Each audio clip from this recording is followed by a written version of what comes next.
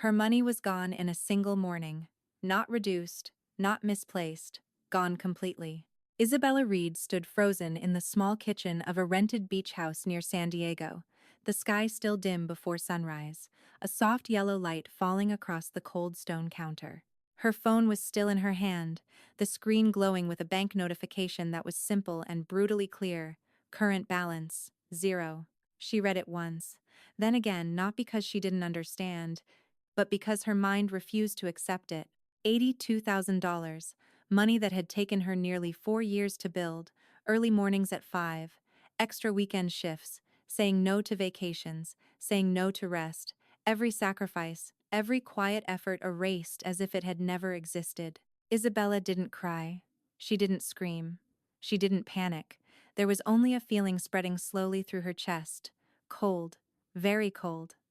In the living room, her family was still asleep. They had just celebrated a perfect wedding the night before. Her younger brother Daniel was finally married. Laughter, wine, congratulations still seemed to linger in the air. Everything looked normal, too normal, and that was what made it terrifying. This was not an accident. Isabella set her phone down on the counter, her fingers trembling slightly, but her eyes steady. She stared ahead, as if piecing together fragments she had once chosen to ignore. She knew her family was not like other families. Her mother, Linda Reed, had a way of turning everything into an obligation. Every request carried guilt. Every question came with pressure to say yes. She never demanded. But she never truly allowed refusal. Her father, Michael Reed, was different. Quiet. Always in the background. Watching, waiting, and stepping in at the exact moment to collect the outcome. And Isabella, she had always tried to be the best version of herself, the good daughter, the responsible sister, the one who fixed problems instead of creating them. Maybe that was why she didn't see it. Or worse, maybe she did see it and chose not to. 2 days earlier, the afternoon before the wedding, her mother had knocked on her door. A simple question, a reasonable situation, a harmless request: just add her to the account temporarily, to handle a few urgent wedding payments. Isabella had hesitated, just for a second long enough for her instincts to speak. But then she saw her mother standing there, tired, stressed, and most importantly, it was her brother's wedding weekend. She convinced herself she was overthinking. She handed her phone to her mother. 7 minutes later, everything was done. And now, standing in the silence of that kitchen, Isabella understood something with painful clarity. That was the moment everything began to fall apart. Not when the money disappeared, but when she chose to trust. She closed her eyes for a brief second, and when she opened them again, something had changed. No confusion, no hesitation, only one thing remained: clarity. She turned and walked toward the door, each step slow, deliberate, steady. She was no longer the girl who tried to keep the peace, no longer the one who tried to understand everyone else. This time, Isabella was going to find the truth. And this time, she was not going to stay silent. Isabella's family was never loud in a way people could easily recognize. There were no explosive arguments, no doors slammed shut, no shouting echoing through the house. But there was always something else, something constant: pressure. It lived in her mother's gentle words, in her father's long silences, in the way every decision seemed to be guided before Isabella even realized she had a choice. Linda Reed was not the kind of woman who frightened people right away. She smiled often, her voice soft, every request carefully wrapped in concern. "Can you help me with something? Just a little, only if you're not busy." Those words sounded harmless, even warm, but Isabella had grown up with them, and she understood exactly what lay beneath. They were never really questions, they were reminders of obligation. If she said no, no one would raise their voice, no one would confront her directly, but dinner that night would feel quieter. Her mother's expression would shift just slightly, and the next day a soft comment would appear: "I just thought you would understand our family." That was all it took, and the guilt would spread on its own. Her father, Michael Reed, didn't need to say much. He was always there, watching, listening, and when everything had been set in motion, he would step in and deliver the final decision. He didn't force anyone, He simply made things feel like there was no other option. Isabella learned to adapt to that very early in life. As a child, she was the understanding one, the one who didn't cause trouble, the one who tried harder, studied longer, grew up faster than she should have. What she didn't realize was that she was slowly becoming something else, someone her family could rely on, and then rely on too much. When she started working, everything shifted in a way that felt strangely familiar. The requests became more frequent. At first, they were small things: a utility bill, a car repair, a birthday gift that cost more than usual.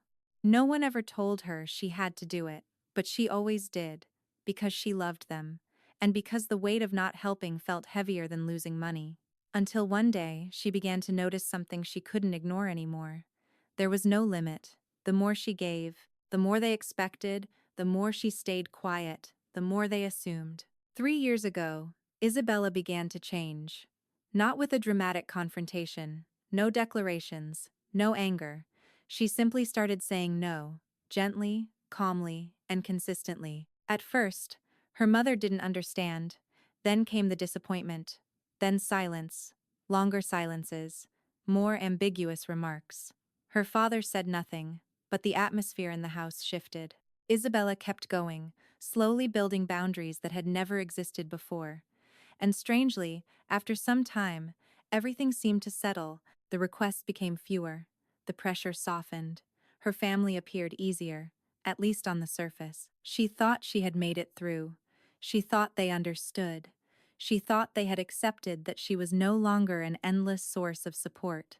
But that wasn't the truth. They were waiting, waiting for a better moment, waiting for a time when she would not be guarded. And Daniel's wedding became that moment. 2 days before the ceremony, Isabella walked down the hotel hallway in heels that made her feet ache. She had just finished her final dress fitting. Everything was perfect.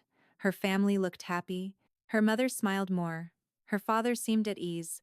It was a perfect picture, until Linda knocked on her door that afternoon. She stepped inside looking genuinely exhausted, wearing a pale blue dress, her hair neatly tied back, a hint of tension in her eyes. "I need a small favor," she said softly, her voice almost fragile. Isabella paused. A familiar feeling flickered inside her, quick and faint, a warning, but it disappeared almost instantly, because it was her brother's wedding, because her mother looked like she truly needed help, and because after everything that had changed over the past 3 years, Isabella wanted to believe that this time would be different. She didn't know that in that exact moment, when she chose to trust again, everything had already been decided, not by the request itself, but by the long history she had tried so hard to forget. Linda didn't go straight to the point. She stepped into Isabella's room and closed the door gently, as if she didn't want to disturb the quiet atmosphere of the afternoon before the wedding. Sunlight filtered through the curtains, resting softly on her shoulders. She looked tired, but it was a familiar kind of tired, the kind Isabella had seen many times before. "I just need you to help me with something small," she said, her voice soft and slow, carefully shaped to sound like a request, not a demand. Isabella stood beside her half-packed suitcase, still holding a dress in her hand. She didn't turn around right away. She simply paused, as if giving herself one more second to think, and that second stretched longer than usual. "I'm listening," she said calmly. Linda took a step closer, closing the distance between them, lowering her voice as if sharing something private meant only for the two of them. "Your father and I are having a small issue with the wedding planner. Some of the payments are stuck. It's just a technical problem. But if anything comes up today or tomorrow, it might be difficult to handle immediately." Isabella turned, her eyes meeting her mother's, and once again that feeling appeared. A small signal, very small, something didn't quite fit. But Linda didn't let the silence settle. "I was thinking you could add me to your account temporarily, just for a few days, in case we need to handle anything urgent. After the wedding I'll remove myself right away." She smiled, a light smile, not forceful, not rushed, just enough to make the request sound reasonable. Isabella didn't answer. She placed the dress on the bed, her hand brushing against her phone on the table, the screen dark. reflecting her face. She thought about the past, the small amounts of money, the promises to pay back, the times those promises were never mentioned again. She thought about the last 3 years, the times she had said no, the boundaries she had fought to build. And then she looked at her mother. Linda stood there, silent, patient, not pushing, but not stepping back either. You just need to add me, nothing else. No transfers. Nothing complicated, Linda said, her voice still soft, but now carrying something else beneath it, certainty. Isabella exhaled quietly. She knew that on any other day, her answer would have been no, clear and final. But today was not any other day. Today was the day before Daniel's wedding. Her family was here, everything was going smoothly. There was no reason to create tension now, and more than anything, a part of her still wanted to believe that things had changed. Okay, she said. Just 2 words, soft, but enough to decide everything. Linda didn't show much reaction, just a small nod, but something flickered in her eyes for a brief moment, so quick it could easily be missed. Isabella opened her banking app, the steps familiar. She entered the information, confirmed, a verification code appeared. She looked at the screen, her finger pausing for a second, then she handed the phone to her mother. You can enter it for me. Linda took the phone, her fingers moving quickly, precisely, without hesitation, just a few taps, and it was done. All set, she said, handing the phone back, her voice light, as if nothing important had just happened. Thank you, I knew you would understand. Isabella nodded, saying nothing more. Linda turned and walked out of the room, the door closing softly behind her, a very small sound. But in that moment, if anyone had been paying close enough attention, they would have understood. It wasn't just a door closing, something else had just been opened. Isabella stood alone in the room, her phone still in her hand, the screen now dark. She looked down at it for a long moment, then placed it back on the table. She didn't know that the moment she let go of that phone, she also let go of control. Not immediately, not loudly, but certainly and irreversibly. On the other side of the hallway, Linda walked slowly, her face still calm, but as she turned the corner, her smile disappeared, replaced by something else, something colder, more calculated, and completely free of the exhaustion she had shown before. The plan had already begun, and Isabella, the daughter who had always been seen as the most understanding one, had just become the most important piece in the entire story. The next morning unfolded as if nothing had happened, the hotel dining room filled with light, the soft clinking of cups, quiet laughter, the rich scent of fresh coffee lingering in the air, guests from the wedding the night before, still carrying the warmth of a perfect celebration. Isabella walked in after calling the bank. She had listened to every explanation carefully. The transaction had been made through a joint account. It was fully authorized. There were no signs of unauthorized access. There was only one thing that mattered: access. And she had given it herself. Isabella didn't rush. She took a cup of coffee, sat down, as if she were just another part of this ordinary morning. Linda was seated at a large table surrounded by relatives, smiling, nodding, engaged in conversation, completely at ease, too at ease. Isabella watched for a while, not interrupting, not forcing anything. She waited. At the exact moment the conversation slowed, she placed her cup down. Mom. Just one word. Soft, but enough to make Linda turn. What is it, sweetheart? Her voice sounded the same as always, calm, attentive, without a trace of surprise. Isabella looked straight into her eyes.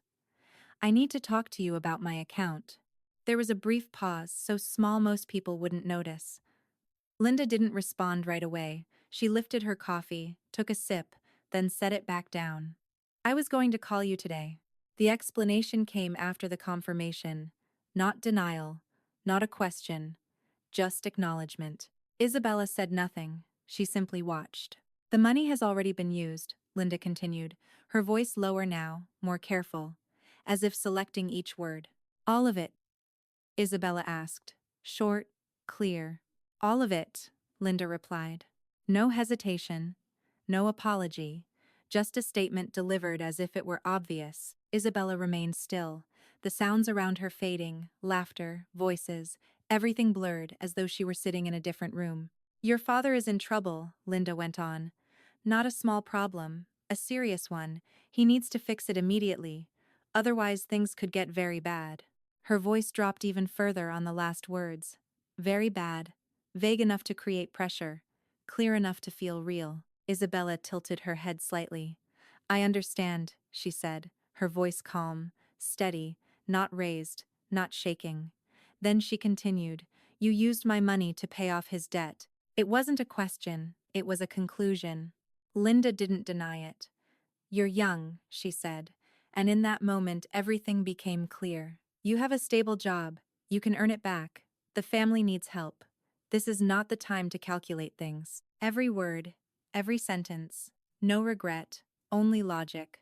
A cold logic that made emotions seem irrelevant. Isabella looked at her mother for a long time. She thought about the early mornings, the extra shifts, the rushed meals during short breaks, the plans she had made for her future, the small house she had wanted, the quiet street, a small yard, just enough for a plant. All of it was gone. Not because she had failed, but because someone else had decided for her. She took a slow, deep breath, then nodded. I understand, she said again. But this time her voice had changed. It was no longer acceptance, it was an ending. Isabella stood up, picked up her bag, not rushed, not drawing attention. The people around her continued their conversations, no one really noticed. She walked through the lobby and stepped outside, the morning light hitting her eyes. She didn't stop until she was inside her car. The door closed, the space became quiet. She placed her phone on the steering wheel and looked down. In that moment, she could have chosen many paths, calling her mother back, arguing, demanding answers, or simply letting it go, the way she had done before. But this time, something was different, not because of the money, but because of the clarity. She opened her contacts. The first call was not to her family, it was to a lawyer. Her voice was steady as she left the message. Her name, the situation, the amount, what had happened, no emotion, no hesitation, just the truth. The second call was to the bank, requesting the case be transferred to the investigation department. The third call, she paused for a second, then skipped it. Not everyone needed to know right now. Isabella leaned back in her seat and closed her eyes, not to escape, but to organize. When she opened them again, her gaze had completely changed. She was no longer the woman who had just lost everything. She was the one who had finally seen the entire picture and understood exactly what she needed to do next. Isabella's first call was returned the following afternoon. The woman's voice on the other end was unhurried, not overly soft, and most importantly, free of unnecessary emotion. My name is Amanda Pierce. Can you walk me through everything from the beginning? Isabella sat in her apartment in Charlotte, her laptop open in front of her, notes scattered across the table. She had prepared for this, but when she began to speak, she realized she didn't need to try very hard. Because the truth, once it is clear, tends to arrange itself. She told everything, from the request in the hotel room, to the morning she saw the notification, to the conversation at the breakfast table. Amanda didn't interrupt. She only asked short questions from time to time. Who entered the verification code? Were you clearly informed about the purpose of the access? Was anyone else present during the exchange? The questions carried no emotion, but they were sharp. When Isabella finished, there was a brief silence on the line, then Amanda spoke. Your case is not simple, but it is not without options. Isabella didn't ask anything else. She just waited. If we can prove that access was granted under false information, then the transaction could be considered fraudulent, and in that case, you would have legal grounds to recover the money. It was a path, not an easy one, but a clear one. Isabella nodded, even though Amanda couldn't see her. Where do we start? She asked. With the truth, Amanda replied, and the truth rarely stops at the surface. The next 2 weeks moved faster than Isabella expected, but they felt heavier than anything she had experienced before. She kept working, showing up on time, completing each therapy session, smiling at her patients. But when she returned home, she dug deeper. Old accounts, statements, emails, messages, small details began to connect, and the picture slowly emerged. It wasn't a single debt. It wasn't a momentary mistake. It was a system. Her father, Michael Reed, had borrowed money from multiple people, not through banks, not through formal contracts, just promises, real estate investments, high returns, limited opportunities, phrases that sounded familiar, but most of it existed only on paper. Isabella discovered that at least 6 people had given him money over the past 4 years. One of them was her uncle, a man who had never said a word, not because he didn't know, but because he didn't want to admit it. Linda knew, not every detail, but enough to understand what was happening, enough to take part in it. The money Isabella lost was not a solution. It was part of how they kept everything going, filling gaps, buying time, delaying the collapse. Isabella was not the only victim. She was simply the most accessible one. Amanda filed the lawsuit soon after. The process moved faster than Isabella had expected. Once the documentation was presented, the other side had fewer options. Her parents' lawyer proposed a settlement, not because they wanted to, but because they had no alternative. During that time, Isabella's phone never stopped ringing. 12 calls from her mother in the first 2 weeks, she didn't answer. The messages changed day by day, from anger. What are you doing? This is your family. To blame? You have always been the difficult one. You are making everything worse. And then to something softer, almost sad. I never thought you would treat me like this. Isabella listened to all of them, but she didn't respond. Her father called once, just once, leaving a long voice message. He said he was under immense pressure. He said everything would be resolved. He said he didn't understand why she was reacting this way. He never apologized, not in a real way. Isabella recognized that immediately, not because he didn't know, but because he didn't believe he was wrong. The call that made her pause longer than expected came from Daniel, her younger brother, his voice quieter than usual. "Can you stop?" he asked. Just a simple question, but filled with fear. Isabella didn't answer right away. She looked out the window. The city outside, still moving as usual. Cars, lights, people. Everything continuing as if nothing had changed. But for her, everything had. "Do you know what's going on?" she asked. There was a pause, then Daniel said, "I know part of it. Not everything, but enough to understand." Isabella closed her eyes for a second. When she opened them again, her voice remained calm. "Then you understand why I can't stop," she said.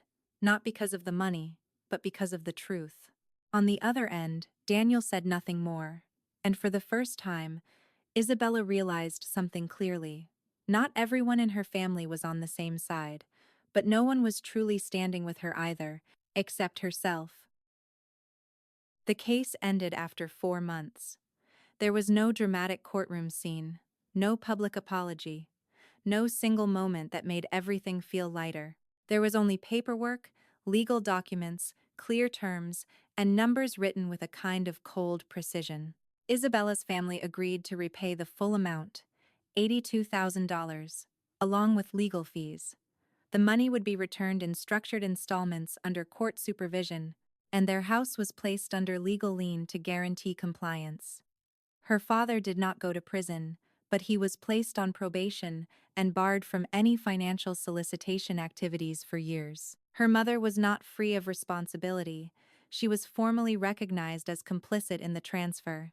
Isabella did not attend any of the hearings, not because she didn't care, but because she had already understood that closure would not be found in those rooms. It existed somewhere else. On a Tuesday morning, while she was eating breakfast in her apartment, her phone vibrated. A bank notification.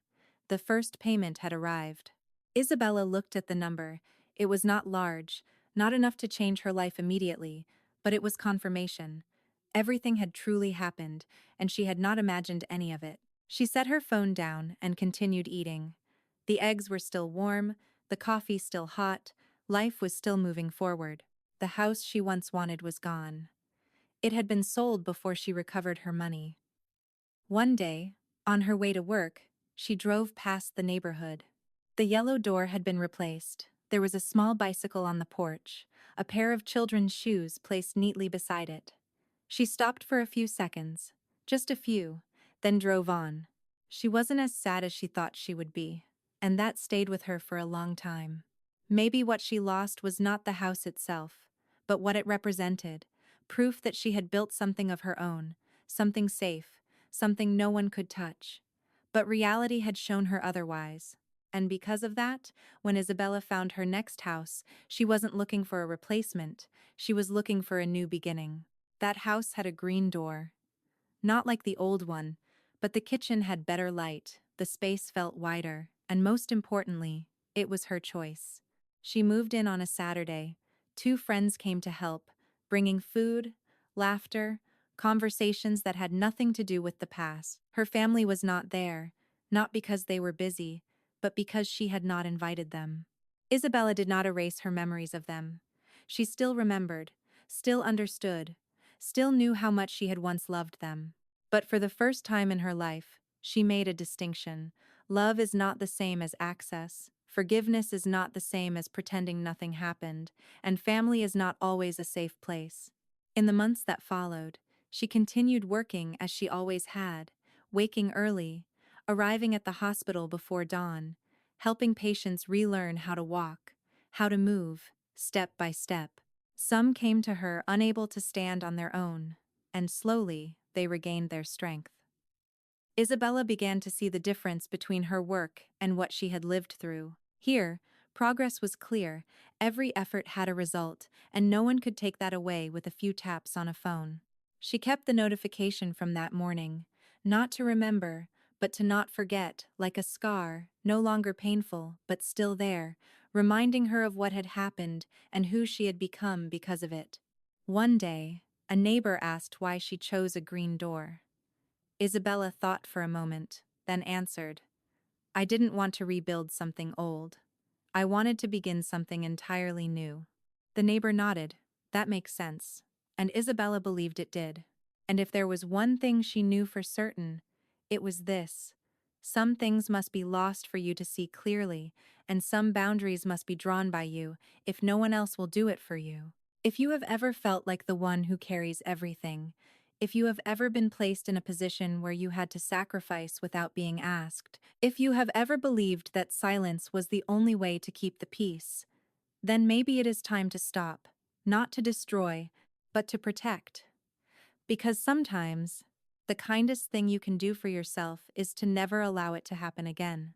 If this story made you think, share your thoughts, and if you know someone who needs to hear this, pass it on, because this might be the moment they begin choosing themselves. If this story stayed with you, take a second and ask yourself why. Maybe you saw a part of your own life in it. Maybe you are still learning how to set boundaries, or finding the courage to choose yourself. If that is you, you are not alone. Share your thoughts in the comments. I read every single one. And if this story meant something to you, don't forget to like and subscribe. More real stories are coming, and the next one might be exactly what you need to hear.